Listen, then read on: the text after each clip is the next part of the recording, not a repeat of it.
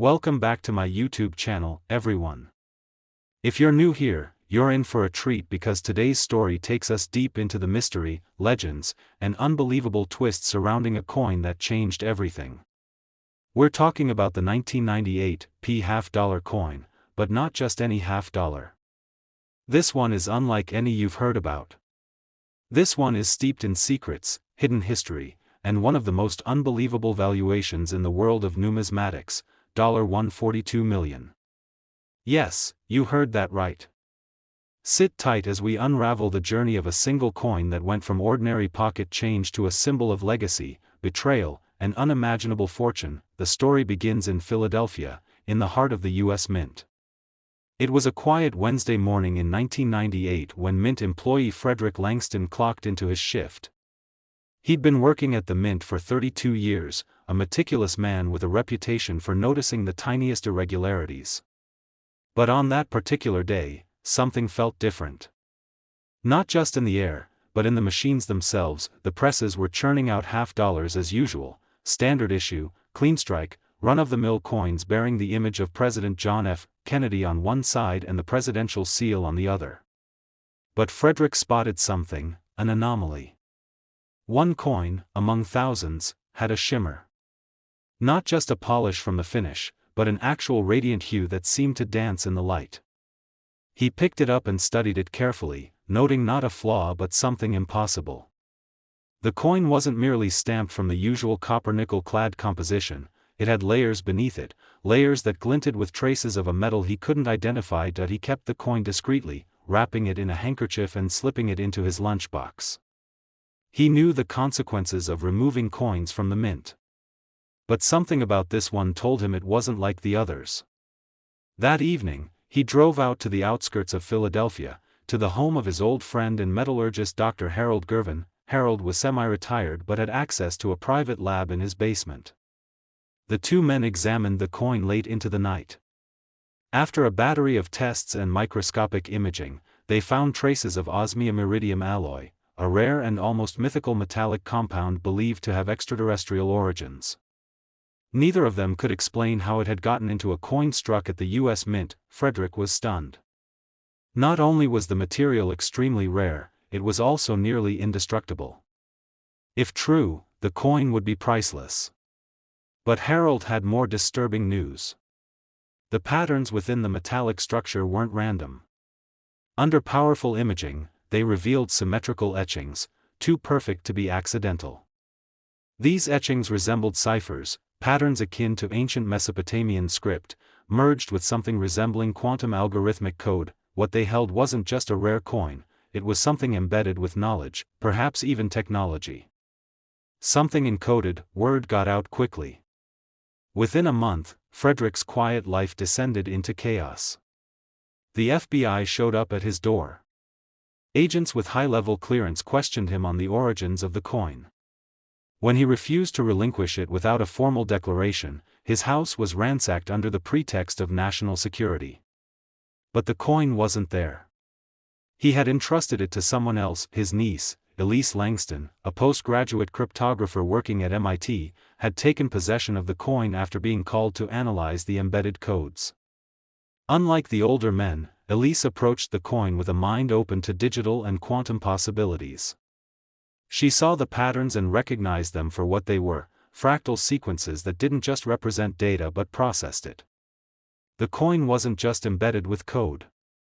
It was computing. The media didn't pick up on the story initially.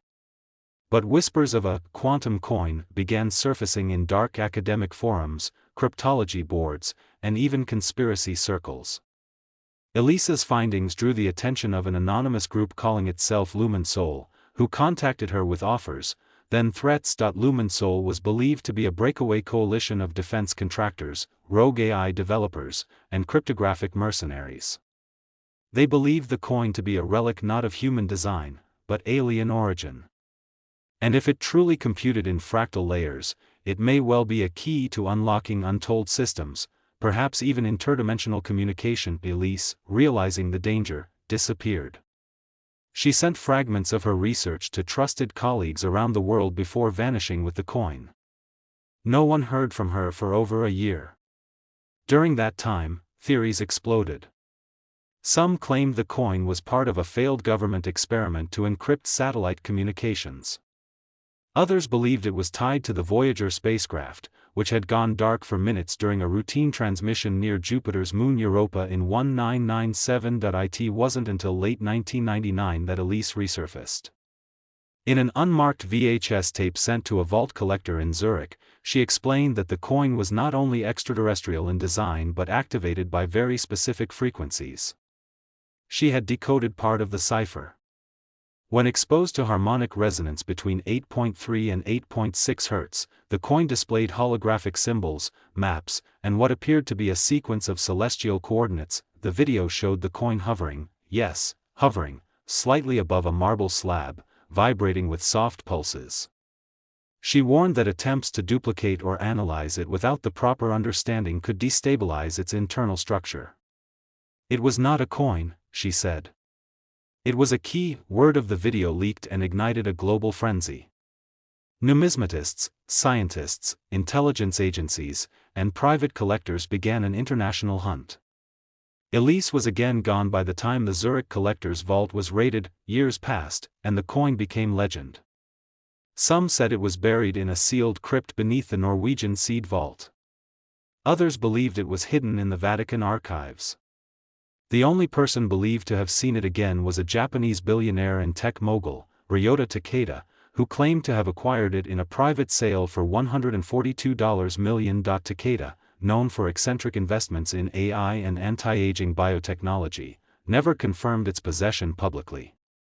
But in 2011, he unveiled a private think tank called Project Archon. The institution claimed to be working on non-human knowledge integration.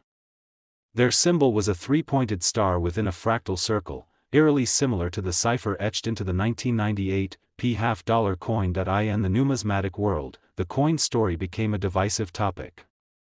Traditional collectors dismissed it as fabrication. But others pointed to the anomalies of that year's minting records, unusual discrepancies, sudden termination of veteran staff, and an unexplained batch of destroyed dies. A whistleblower named Mallory Grant, who had worked in the Mint's audit department, released declassified memos showing that a non-compliant batch had been documented but vanished before inspection. She vanished 3 weeks later. In 2016, a group of astrophysicists in Switzerland working with LIGO detected a strange gravitational fluctuation during a coin resonance experiment. Unbeknownst to them, a private collector who claimed to have purchased the quantum coin from Takeda's estate had permitted a limited scientific study. For 11 seconds, a gravitational spike unlike any seen before was recorded. It aligned with the celestial coordinates mapped by Elise Langston years earlier. It wasn't until 2021 that a series of declassified CIA files acknowledged interest in Project Obelisk, a name now believed to be tied to the investigation of that same 1998 P coin. Redacted heavily, the files referenced anomalous matter, non-terrestrial geometry, and harmonic decoding. Despite decades of cover-ups, missing people, and buried research, the legend of the 1998 $50 coin refuses to die. To this day, collectors search every roll of coins in hopes of finding one just like it. But none have ever matched the weight, structure, or internal pattern of the original. Today, its estimated worth remains $142 million, not because of its rarity, but because of what it represents. A bridge between disciplines. A symbol of knowledge just beyond reach. A key to something not fully understood. Whether you believe it's a hoax, a miracle of metallurgy, or a piece of interstellar tech, there's no denying the 1998 $50 has become one of the most captivating and expensive pieces of metal in modern history, and who knows? Maybe it's still out there, in a forgotten box, a dusty drawer, or resting quietly beneath a layer of everyday change. Waiting for the right person to pick it up. Waiting to be unlocked. Thanks for staying with us for this incredible tale. If you enjoyed the story and want more mysterious, high-stakes coin legends, you know what to do. Until next time, keep your eyes open. You never know what you might find in your change. X 1996 $50 coin. It's always great to see our community of curious minds, coin lovers, treasure hunters, and story enthusiasts coming back for more. If this is your first time here, you've just walked into a story that will take you beyond the boundaries of coin collecting into a world of high-stakes secrets, history rewritten, and a single coin that has caused more whispers in secure boardrooms than you might believe. Today, we're going to dive deep into the legend of the 1996 $half coin, an unassuming piece of metal minted in Denver, Colorado, which would go on to become the centerpiece of a mystery that spanned decades and shook financial and political empires. A coin now valued at $123 million, not just for what it is, but for what it represents. It all began quietly, as most stories of magnitude do. The Denver Mint had just come off a year of routine production, nothing spectacular. Millions of coins were pushed through the press, including the Kennedy $half series. The 1996 $half was meant to be ordinary. It was intended for circulation, for everyday use. But as history would prove, one among them was anything but ordinary. The man who would discover the difference wasn't a collector, not even someone who paid much attention to coins. His name was Willard Creeley, a retired railway worker living just outside Pueblo, Colorado. At 68 years old, Willard had few indulgences left. A simple man, a widower, with no children, he spent most of his days tending to his small garden and writing short stories for local newspapers. He often bought scratch-off tickets at the gas station down the road, and it was during one of these routine visits that he received a $half in change. It sat in his pocket for 3 days before he noticed it. While emptying his pants to do laundry, he heard a distinct metallic sound as the coin struck the concrete floor. It wasn't the dull clink of clad coins, it rang bright and high, like silver. Curious, he picked it up and gave it a second look.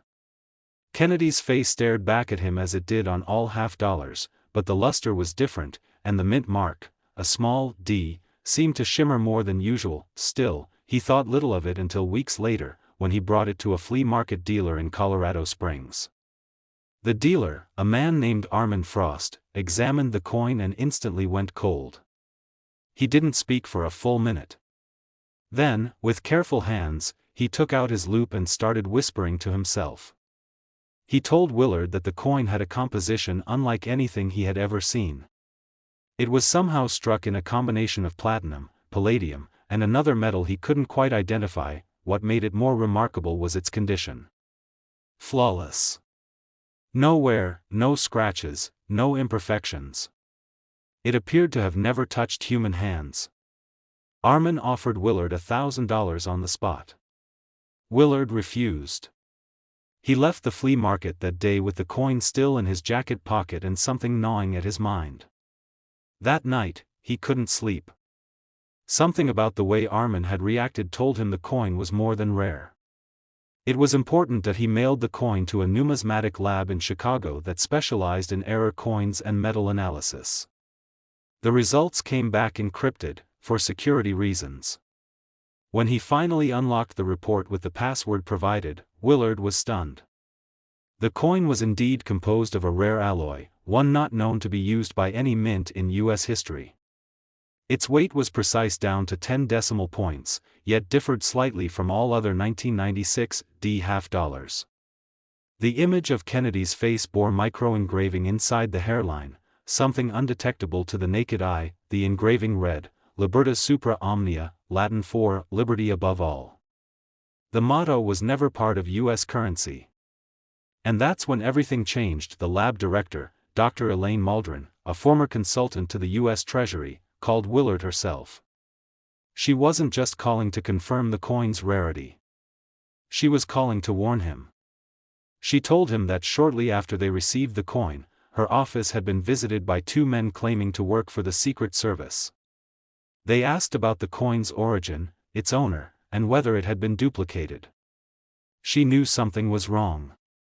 Real agents don't ask those kinds of questions. Willard was frightened. He packed a bag and took a Greyhound to Nebraska, where an old army buddy lived. He left no forwarding address. He took the coin, sealed it inside a hollowed-out copy of Moby Dick, and buried it in a barn wall. What he didn't know was that Dr. Maldron had made a copy of the report and sent it to a contact in Europe, a man named Milo Wechter, a former intelligence officer turned numismatic historian. Milo had written extensively on hidden messages within state-issued currency. He had always believed there were codes in currency left behind by rogue agents, whistleblowers, or forgotten branches of government. When he received the report, he immediately flew to the United States. What Milo uncovered was even more staggering. The 1996 $50 that Willard found was part of an unauthorized series known as Project Renissant. Initiated under a secret division of the Treasury Department in the late 80s, the project had one goal: to design a backup currency embedded with quantum-resistant encryption. At the time, fears of global economic collapse and data breaches had led certain groups within the government to begin researching physical objects that could store sensitive data, off the grid and immune to cyber warfare. What they developed was a prototype coin. Not just currency, but a vault. Inside the metallic structure was a nanolattice capable of retaining data using molecular vibrations.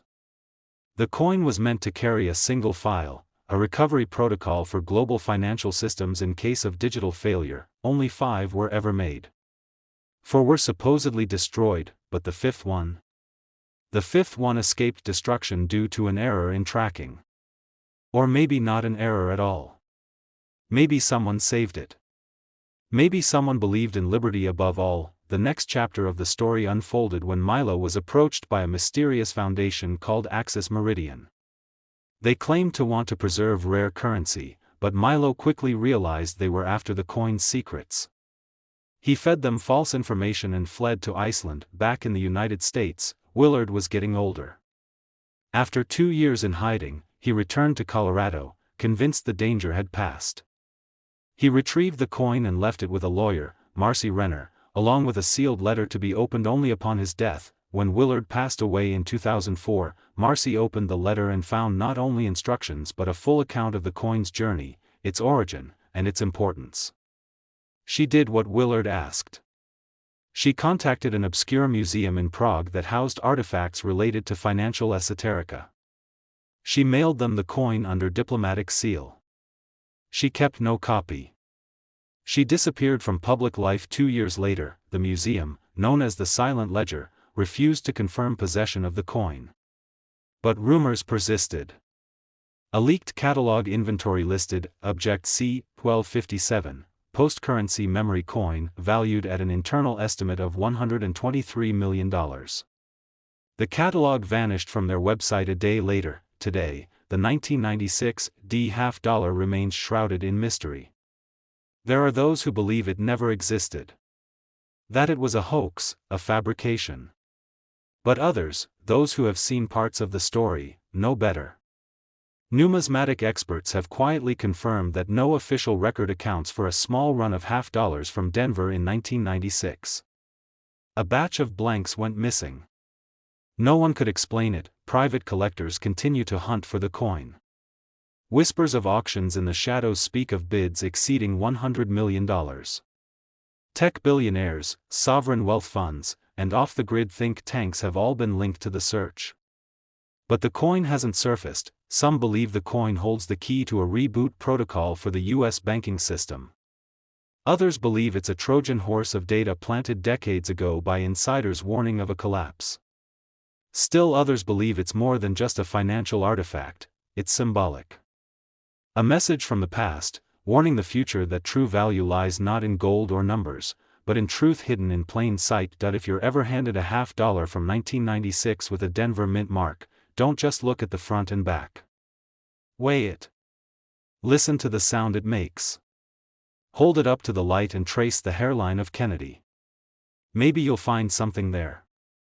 Or maybe you'll feel something, a presence of history, of secrets, of value that cannot be measured by ordinary means. One coin. One story. One mystery that may never be solved.